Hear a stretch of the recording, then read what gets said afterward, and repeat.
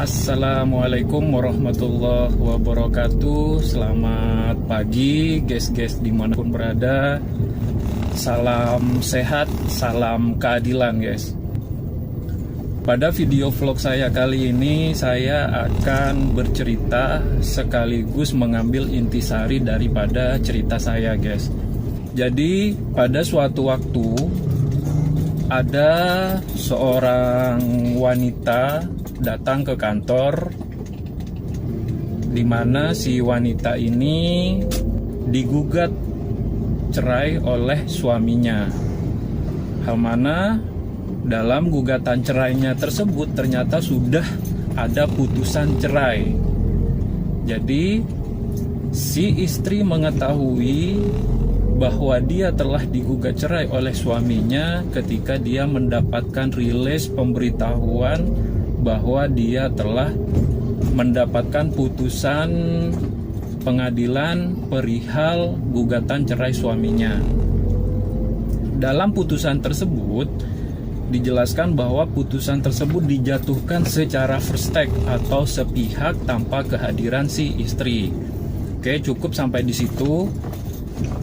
Kronologisnya adalah bahwa dalam perkawinan dulunya timbullah sebuah konflik, di mana konflik tersebut si istri ini itu diusir dari rumah si suaminya, dari rumah yang ditinggali bersama, dan waktu itu diusirnya masih dalam kondisi hamil. Karena di ibu kota dan dia tidak ada sanak famili, maka si istri tersebut tentunya keluar dari rumah tersebut, selanjutnya mencari kontrakan atau kos-kosan untuk dirinya dan anak-anaknya. Seiring berjalannya waktu, ternyata dia mendapatkan kontrakan itu tidak pada domisili di mana dia bertempat tinggal sebelumnya. Contohnya, sebelumnya si wanita ini dengan suaminya, si istri ini dengan suaminya itu bertempat tinggal di Jakarta Barat, seumpamanya.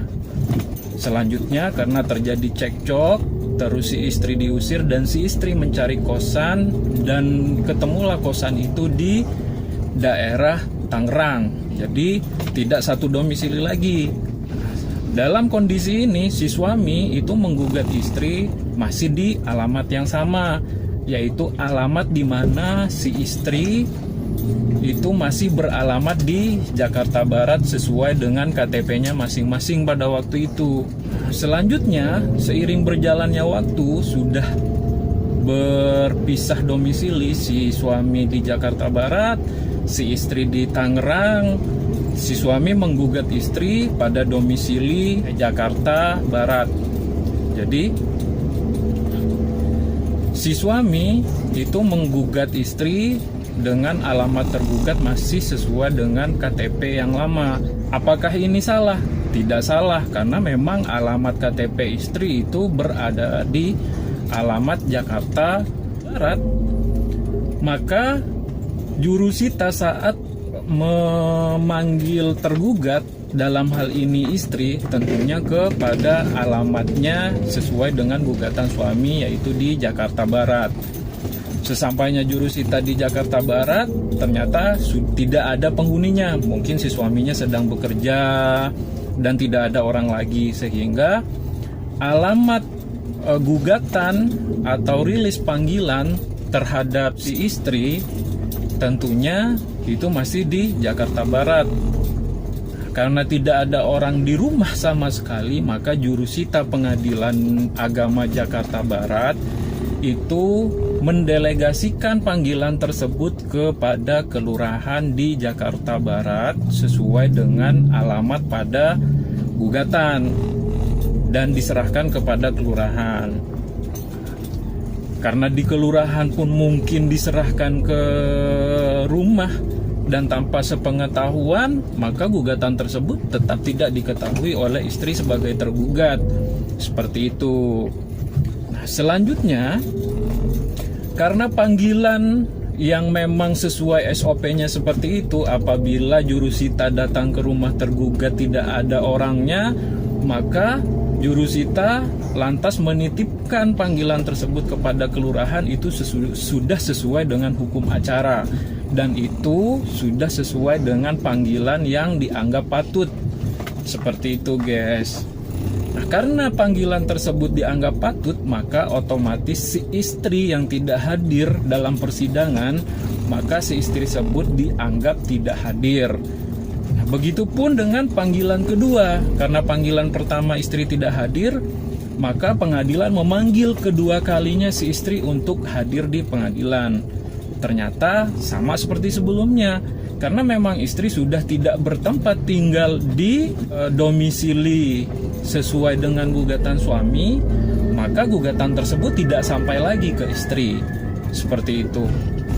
Karena pada hakikatnya ketika panggilan secara patut itu dilayangkan dan tergugat tidak datang dan tidak hadir dalam persidangan, maka persidangan pun tetap dilanjutkan. Karena persidangan dilanjutkan, otomatis nantinya juga akan timbul putusan. Nah, putusannya inilah yang nantinya akan saya bahas. Nah, setelah putusan keluar, ternyata dalam putusan tersebut dinyatakan bahwa karena tergugat dalam hal ini istri tidak hadir, maka putusannya terhadap gugatan cerai suami itu dikabulkan dengan first take atau putusan sepihak. Nah, selanjutnya setelah putusan itu ternyata istri mendapat kabar dari suaminya sebelum 14 hari. Jadi putusan seumpamanya tanggal 1 diputus oleh majelis hakim bahwa atas permohonan talak si suami, itu kita bilang aja itu gugatan cerai si suami, itu diputus tanggal 1 oleh majelis hakim. Ternyata tanggal 4-nya si istri mendapat kabar bahwa dia telah digugat cerai oleh suaminya dan sudah ada putusannya, yaitu putusannya mengabulkan permohonan talak suami, sehingga dalam hal ini sudah tidak bisa bersama lagi atau sudah diputus gugatan cerainya. Nah, langkah apa yang istri dapat lakukan? Nah, waktu itu si istri itu datang ke kantor, guys, membawa data berkas-berkas bersamaan dengan berkas putusannya. Nah, yang kita lakukan terhadap perkara seperti ini itu mengajukan perlawanan, guys. Jadi terhadap putusan Pengadilan Agama Jakarta Barat, kita sebagai kuasa hukum dari istri nantinya itu mengajukan gugatan atau mengajukan perlawanan atas putusan yang telah dijatuhkan oleh Pengadilan Agama Jakarta Barat. Ini misalnya case-nya itu di Jakarta Barat ya, guys ya. Selanjutnya, apa saja sih yang menjadi dasar gugatan perceraian suami sebelumnya?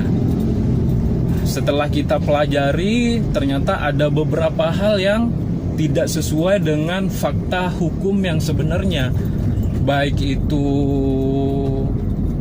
selama masa perkawinan, baik itu terhadap cekcoknya segala macam, itu tidak sesuai dengan fakta-fakta yang sebenarnya dalam gugatan tersebut.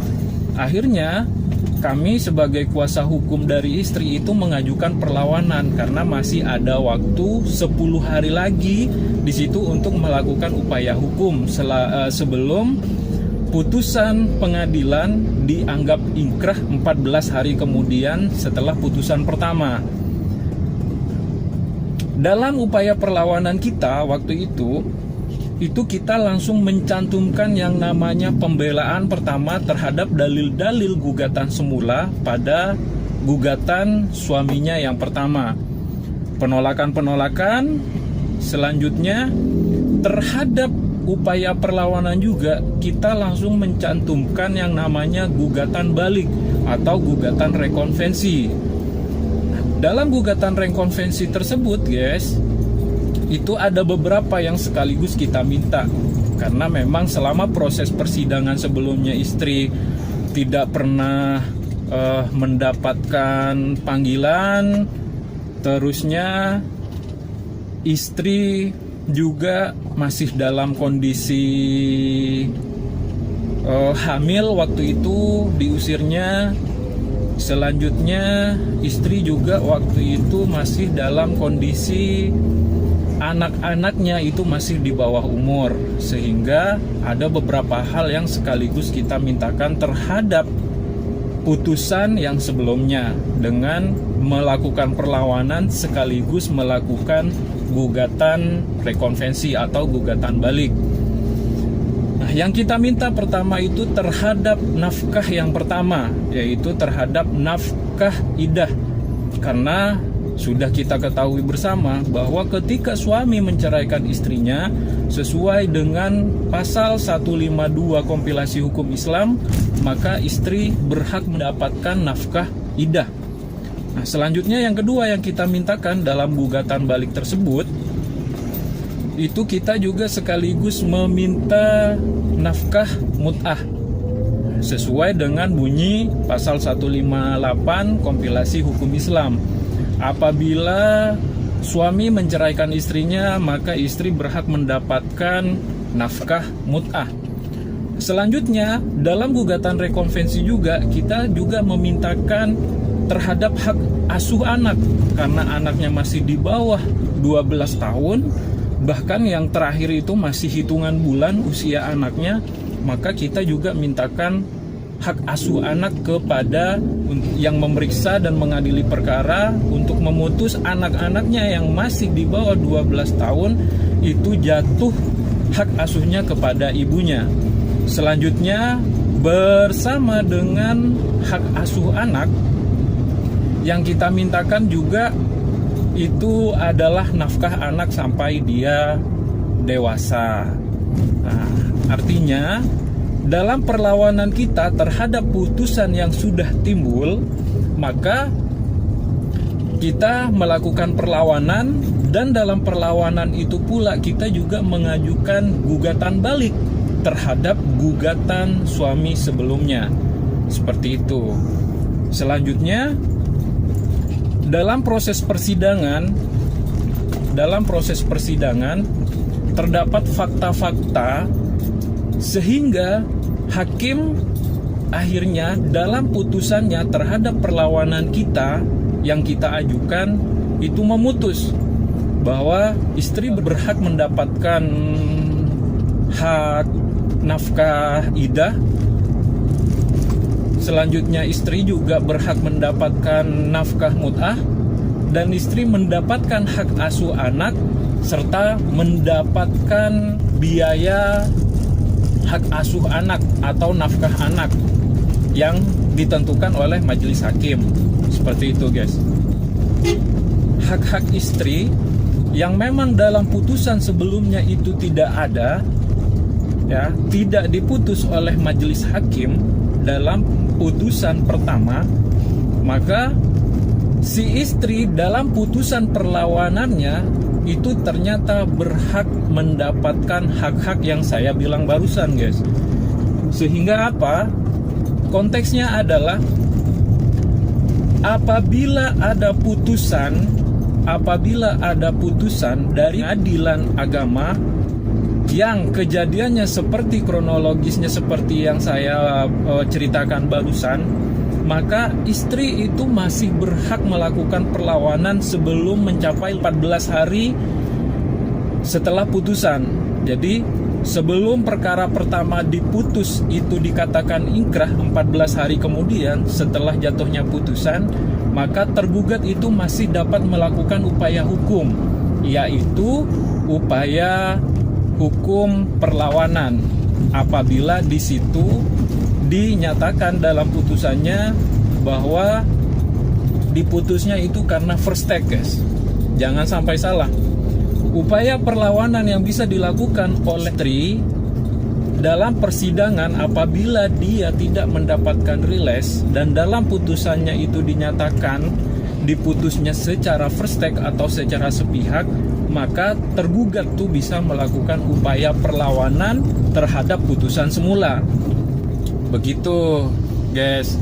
Jadi apabila istri, ini khususnya terhadap istri ya guys ya, karena ada beberapa hal yang bisa dimasukkan oleh istri dalam melakukan perlawanan seperti yang saya bilang tadi guys.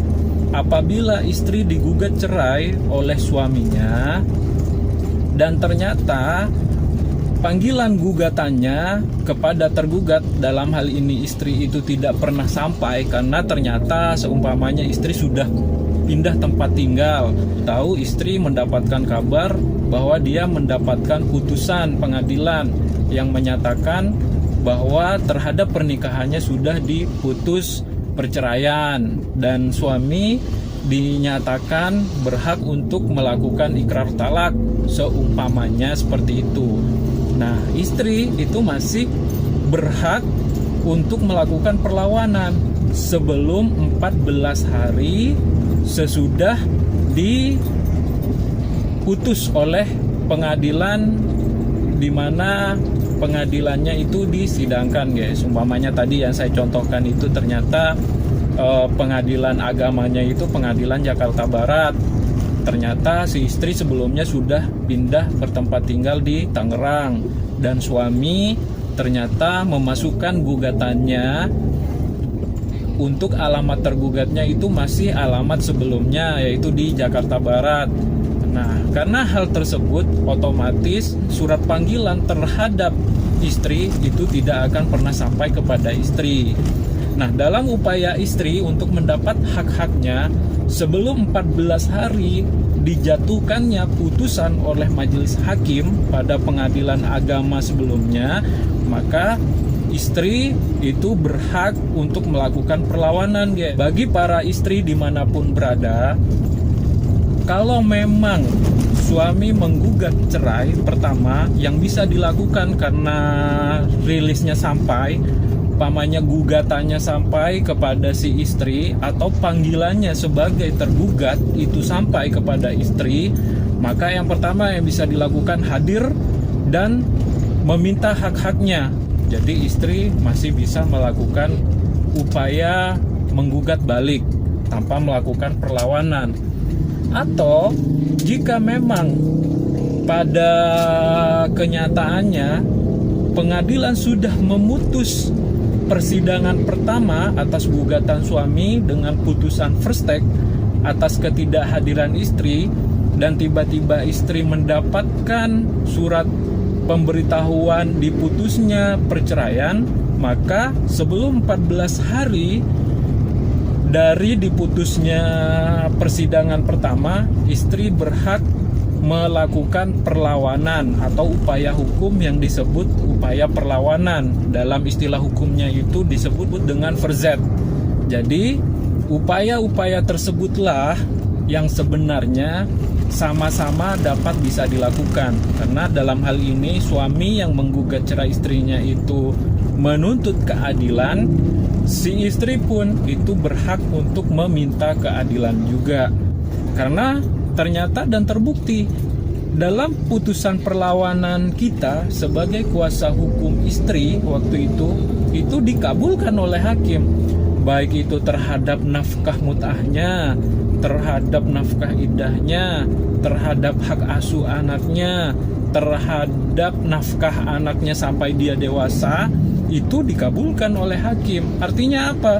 Bahwa dalam persidangan juga hakim yang memeriksa dan memutus perkara itu tidak secara objektif hanya menilai dari gugatan suami saja, tapi dinilai oleh hakim dalam pertimbangannya, yaitu berkenaan dengan dalil-dalil istri dalam perlawanannya dan dalam gugatan rekonvensinya. Dari cerita saya ini dan dari proses hukum sendiri, dari apa yang saya bagikan ini kepada guys-guys semua, itu sebenarnya sederhana guys. Meskipun dalam gugatan suami pertama itu diputus oleh majelis hakim dan dikabulkan, si suami itu berhak mengucapkan talak terhadap istri, dan terhadap pernikahannya tersebut dinyatakan telah bercerai oleh pengadilan. Namun ketika si istri dalam hal ini memang benar-benar atau betul-betul tidak mendapatkan panggilan sebagai tergugat karena dia sudah berbeda tempat tinggal dengan suami, maka istri masih berhak melakukan perlawanan. Sekaligus dalam perlawanannya tersebut meminta hak-haknya seperti yang saya sebutkan tadi, dalam artian melakukan gugatan balik untuk meminta hak-haknya, guys. Seperti itu. Pada dasarnya yang pengen saya katakan adalah apapun yang ada di dalam persidangan, hakim menilai suatu perkara itu berdasarkan keyakinannya dan berdasarkan dengan keadilannya, maka menilai objek itu berdasarkan dengan fakta-fakta yang memang ada dalam persidangan. Tidak hanya menilai bahwa yang benar ini adalah si suami, bahwa yang benar ini adalah istri, tidak seperti itu. Ini masih berhubungan dengan video saya yang sebelumnya, guys. Nah, karena saya rasa cukup untuk proses perlawanan yang saya ceritakan barusan, saya cukupkan aja ya, guys ya, video saya kali ini. Maka oleh karena itu, terhadap apapun, khususnya istri, jika memang sesuai dengan cerita saya, maka masih bisa melakukan upaya hukum. Oke guys, terima kasih telah menonton video saya. Jangan lupa untuk selalu like, share, dan subscribe video saya agar video saya bisa bermanfaat. Salam sehat dan salam keadilan. Kita percaya bahwa keadilan itu selalu bersanding dengan kebenaran. Assalamualaikum warahmatullahi wabarakatuh.